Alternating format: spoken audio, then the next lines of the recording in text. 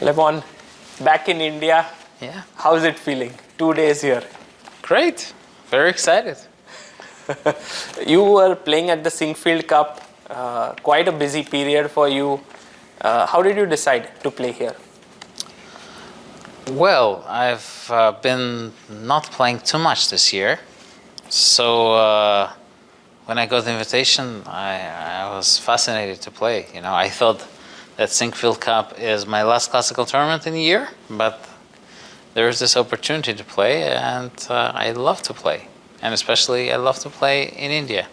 But it was like in a very cramped place, right? You finished Singfield Cup, you have World Rapid and Blitz.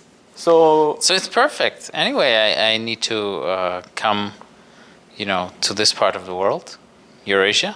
So I might as well, have a little stop by and get a classical tournament. I mean, this is wonderful. You don't get many classical tournaments nowadays, so this is something I love doing. you enjoy classical chess a lot? I enjoy all kinds of chess, but mostly I enjoy the balance. But if there is just very little classical chess and mostly rapid and blitz, that's when I start craving the classical games. How do you find the overall field of this event, the Chennai Grand Masters 2023? Well, it's very interesting. I think it's kind of symbolic that the strongest classical tournament takes place in a city where modern Indian chess rise have started, starting with Vishy Anand. So, and I really love playing inaugural events because, the organizers mostly don't know the players so much, so they treat us very nicely.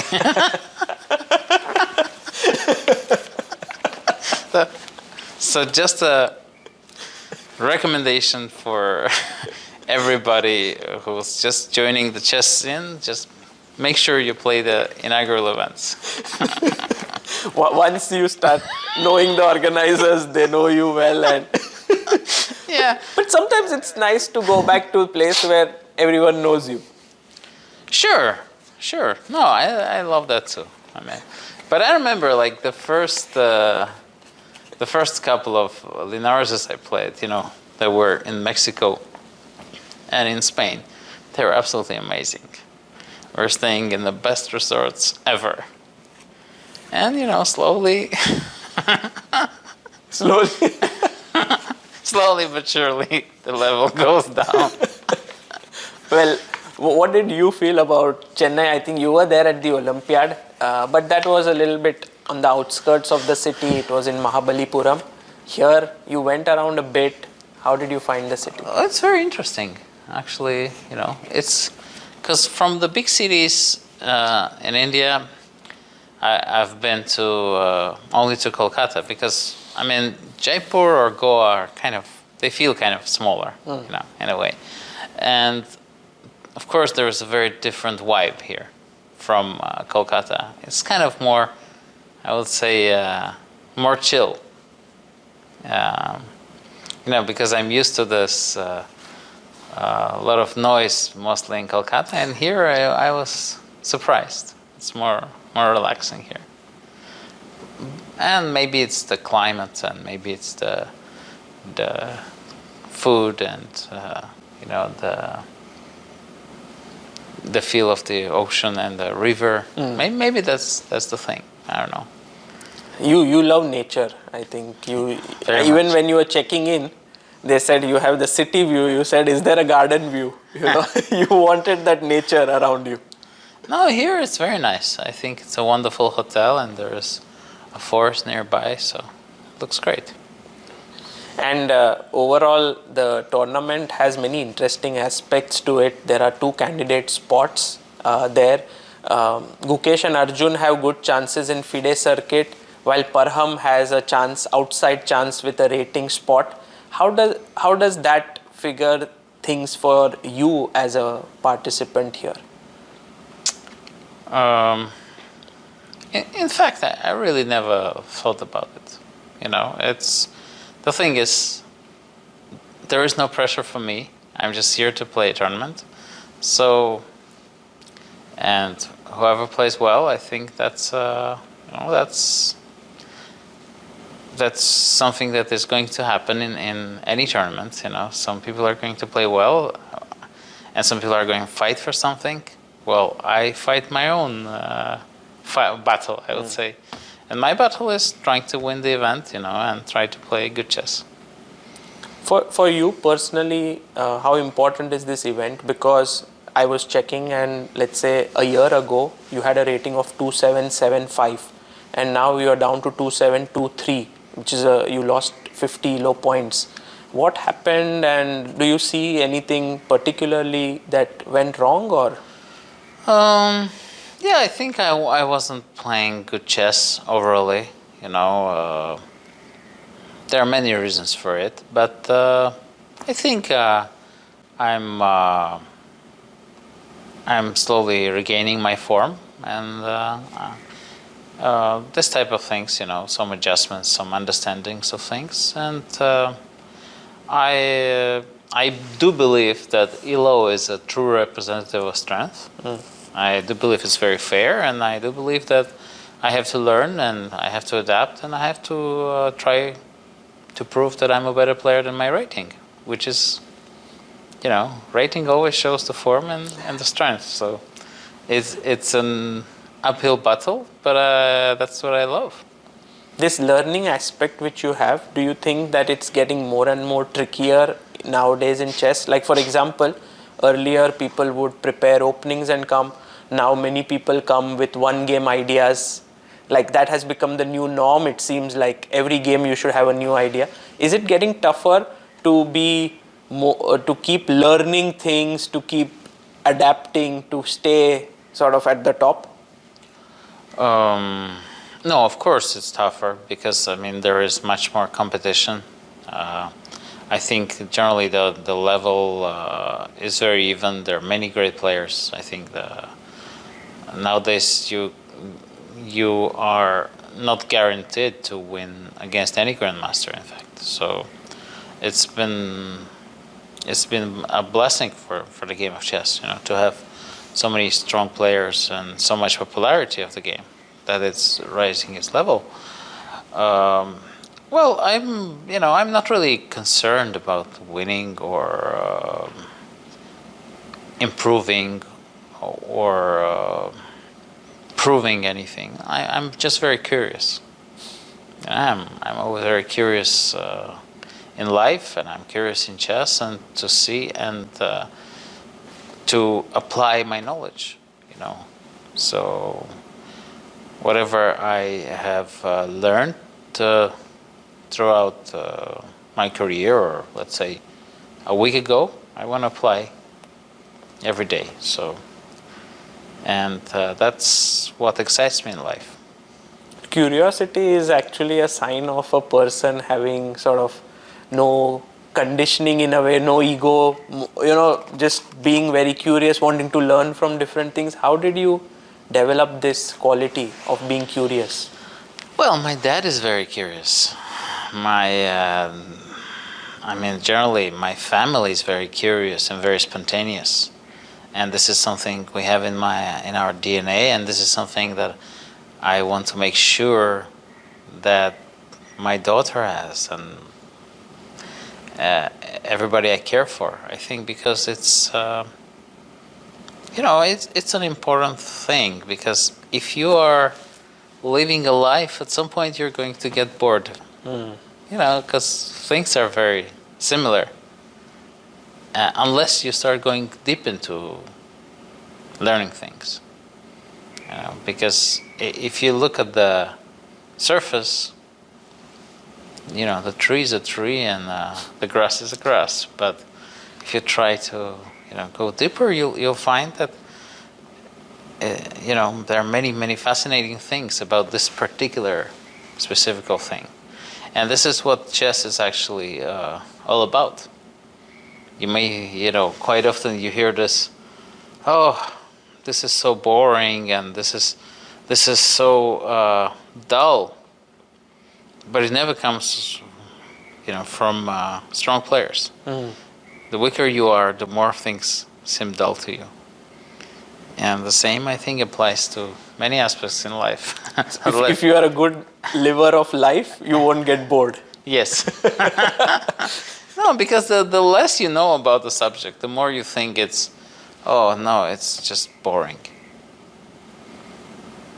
And I think that shows because like you're going today to meet the Armenian community here. As you said, when you're going to Uzbekistan, you're going to have a detour before the World Rapid and Blitz, going into a small town there, which is very well known. I think you want to explore. Yes, I have this desire to learn and explore, and I understand that I need to do it. It's not because, I have all this time in the world. But no, I think this is just a calling, and I want to engage in the journey, in the travel, to know things. I don't know why, but there must be a reason why I want to learn things and experience things. And you are now father to Zabel, who is 1 year old now? Yes, she's 1 year and almost 2 months. 1 year and 2 months. How has that experience been for you? Many people I've met, I have had two differing opinions. One say that it's very tough every day, life revolves around the kid. The second kind of people say, we found the best teacher in our life because just being around them teaches you many things, which you have kind of forgotten or you never learned. What is it for you? I think being a parent is, you have to do a lot of compromises, because as in professional life and as a parent, you don't know what you need to do, because sometimes most of the time you will have to sacrifice something. You either sacrifice being a good parent or you sacrifice being a good professional. At this moment, I'm sacrificing being a good parent because I'm traveling a lot and training and spending more time with chess than I would spend with my daughter. But, it's never late to change priorities, But at this moment, I'm blessed because my wife and my wife's parents and her brother are helping us, are helping my family to take care of our daughter. But if it wouldn't be the case, then I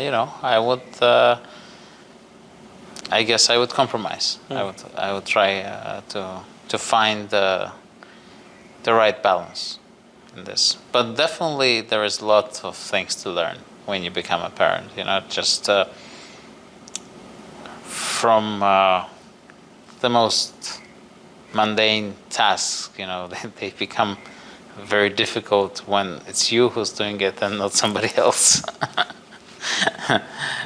Something you see like how easy people can handle children. Well, in fact, it can be very difficult. Even just putting a child to sleep can be a much tougher challenge than winning a chess tournament sometimes. Did you try doing that? Yeah, sure. many times. But yeah, it's always, there's definitely much more randomness in life than in chess. But does being a parent sometimes reduce the ambition as a professional chess player? Not with me. No, it was difficult when she was just born. I couldn't really dedicate much time, to find balance. I was more of a parent. I think maybe first 9 or 10 months of Zabel's life. But now I think I'm given a green light to pursue my career by Ani, which I'm very grateful for. And so now we're compromising. Now she kind of postponed her musical career for a while to allow me to follow my passion. It's amazing. That's beautiful to know how you guys are sort of supporting each other, and I'm sure that you would support her when she would. Absolutely. Amazing. I have some questions for you. These are not very difficult ones, but I wanted to give them to you to just see if you remember them. These are some of your... Yes. This is my game against Ivanchuk, yes. I think he lost on time in this game. From which tournament? It's from London, yeah. Candidates. Yes, I think maybe I played B4 here. Yes. Yeah. And what made it very special for me, this game, is that in this very game, a few moves later, you played this move, E5. So it's not common that you hit a square which is kind of controlled by two pawns twice in a game. Well, yeah, sure. Well, this is one example why you need those bad bishops on the board.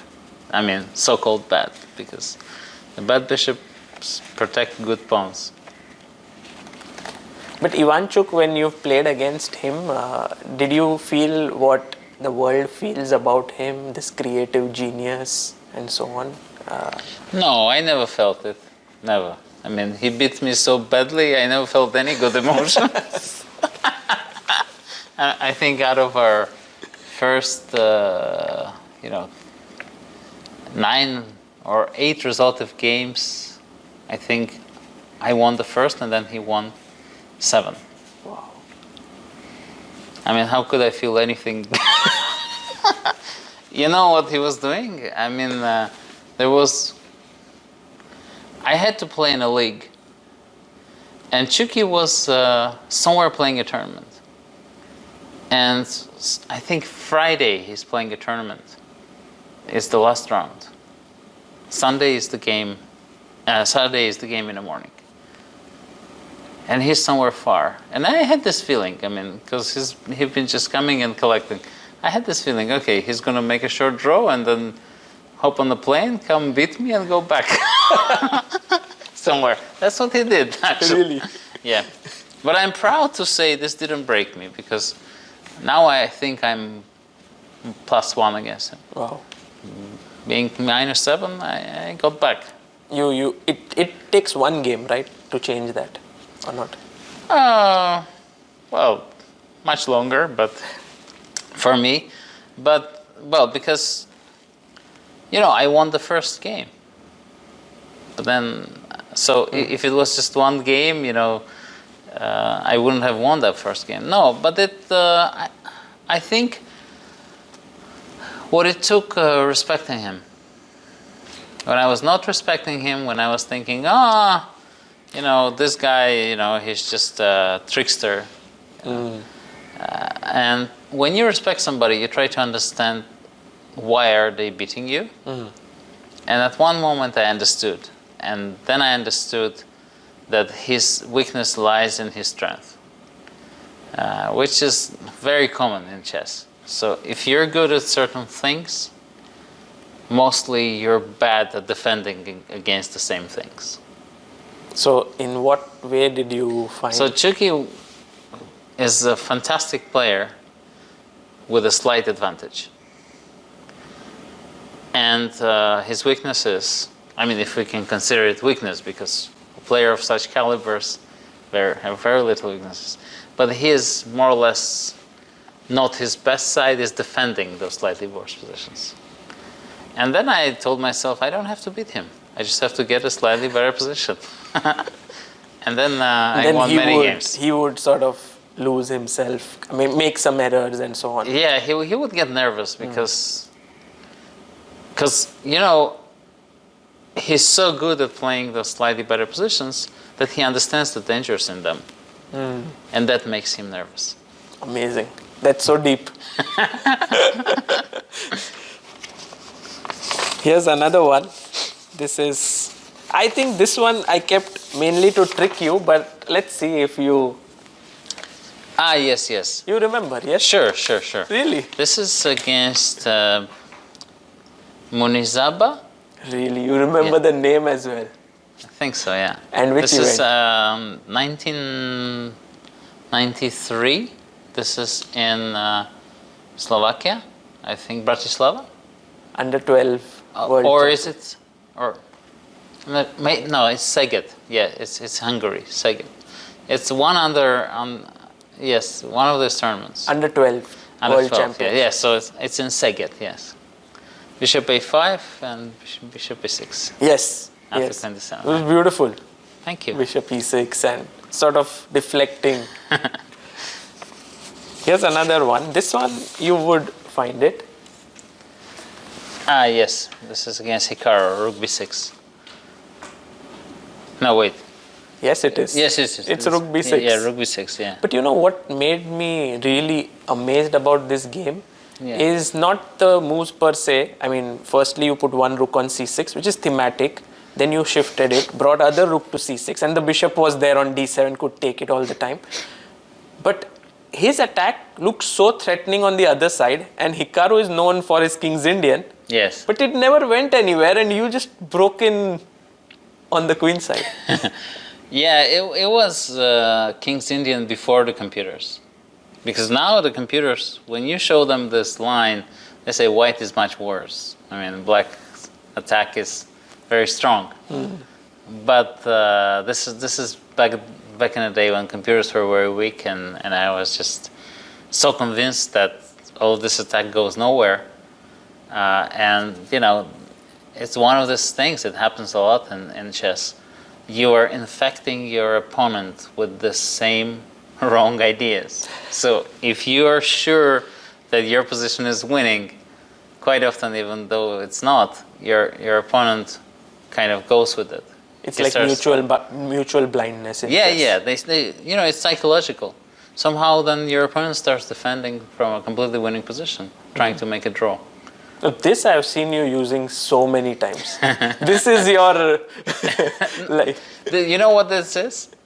It's not a skill. It's just that my understanding is not good enough, and I'm very optimistic. I think I'm always winning, and I just I go for it, and my opponents believe me. Or it's mainly like you understand human psychology better than your opponent. No. In reality, it's just because I am just optimistic. Quite often, I think in every sphere of human life, people think, oh, this guy he has a secret. Or he knows what he's doing. But quite often, people don't know what they're doing. They just get lucky. So I think this is more of that case. But many people do it, and instead of saying they got lucky, they say, oh, now I know why I do this, and then they kind of make up a reason. They don't say I was lucky, but you sort of say it that I was. Yeah, I don't think I'm 20 years old. I'm definitely not.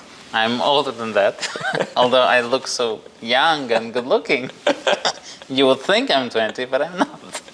So I don't have to lie and pretend I'm a better player than I am. Amazing. Do you remember this? Yes, this is against Anand and Linares.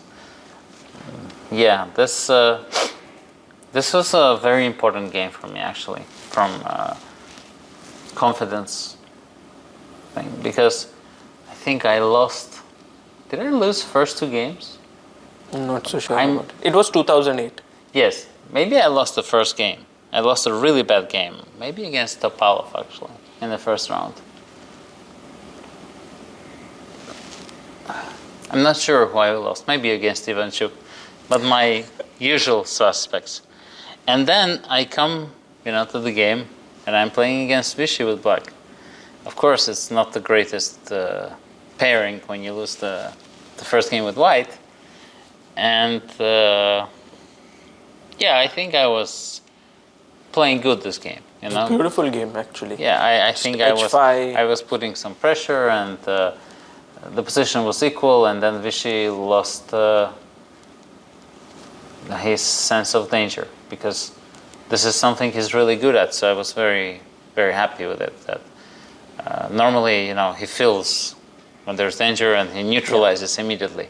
But in this game, he didn't. So, yeah, I'm quite proud of this game. I checked in ChessBase, you have annotated it. There are no exclamation marks or anything. I think you don't like giving exclamation marks when No, you I don't. annotate, right? Actually, no. I prefer to use the words. Because, sometimes you see, oh, wow, this game got 3 exclamation marks, this game got 4 exclamation marks. It's more or less like this laugh, they use in some TV Series. shows. Right, right. It's some people get attracted to it and think it's funny, but I don't think you would appreciate it. I hate that. Yes. Never watch a show with a laugh. In a way, the exclamation marks tell you that this is the moment, but for you, the That you game have to was enjoy, Yes. right? Because there are so many moments to enjoy. And there are so many deep decisions that actually you can appreciate. So I think they're misleading. They're more for. I remember how one of my favorite composers said something profound.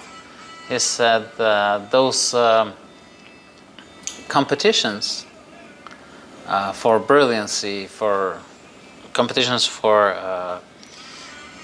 like the best performance, this is stuff for horses.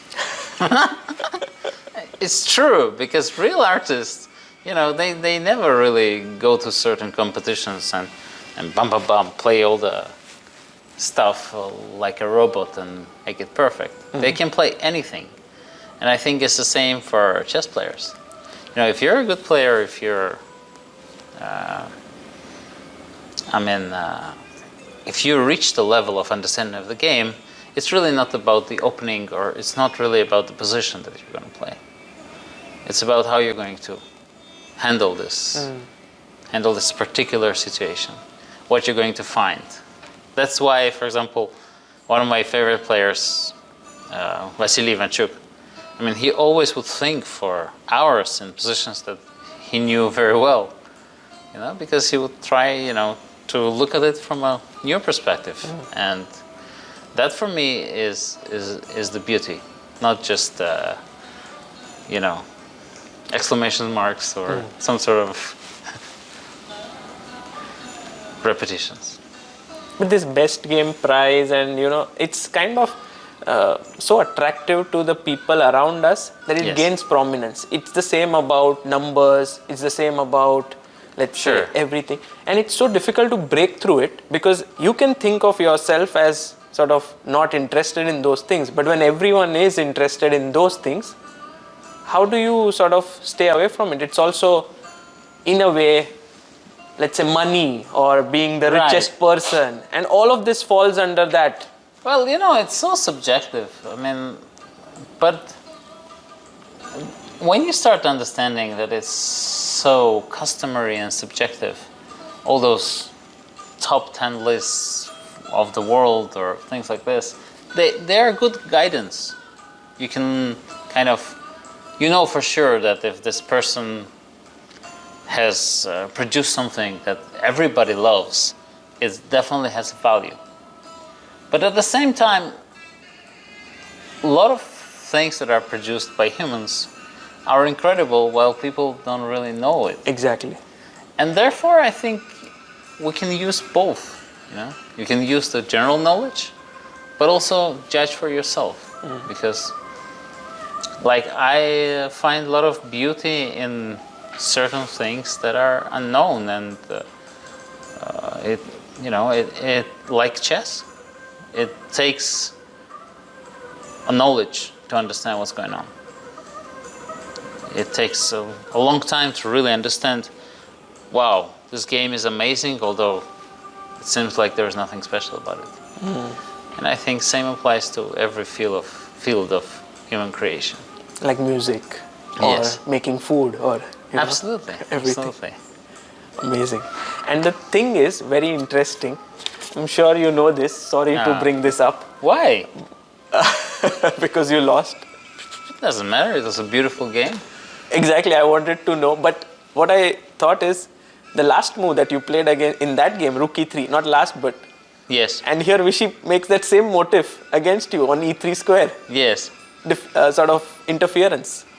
No, it's a beautiful game. One of the most beautiful. And especially the fact that Vishay managed to remember the main ideas, in a line that he analyzed. Quite often you work very hard, you find something beautiful, and then you forget it, or you spoil it. And this game is beautiful because it's not spoiled with any mistakes.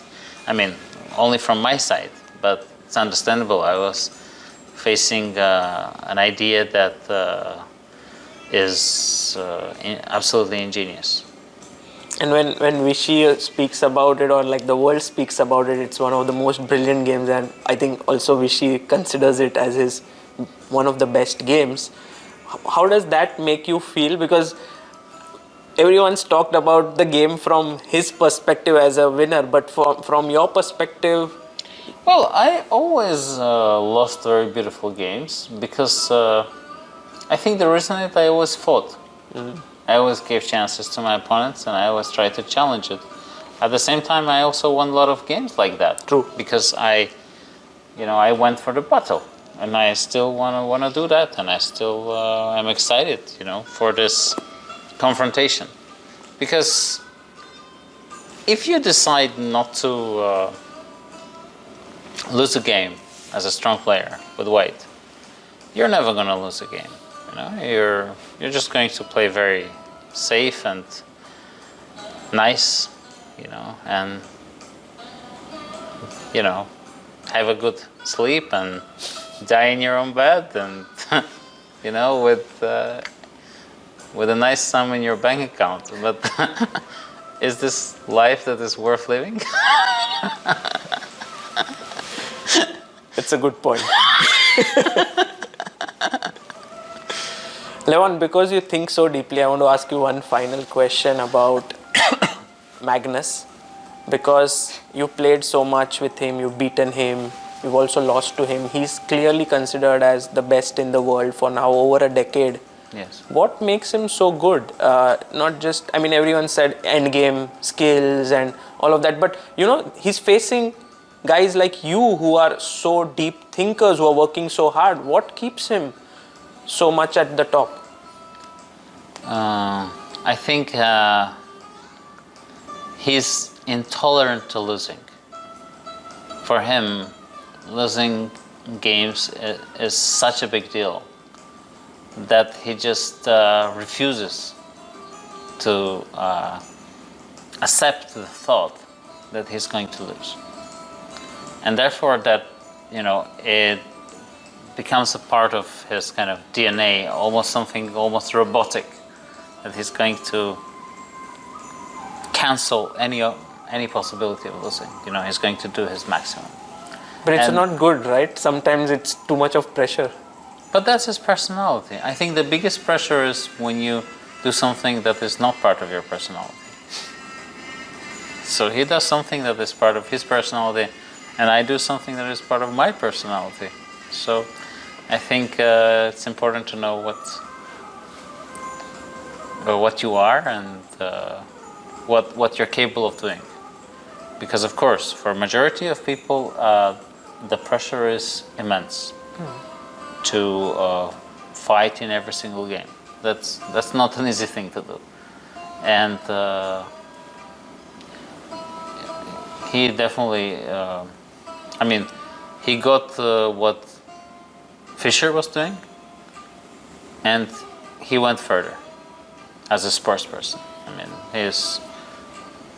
He's up there with Michael Jordan, when it comes to this desire to win every single game.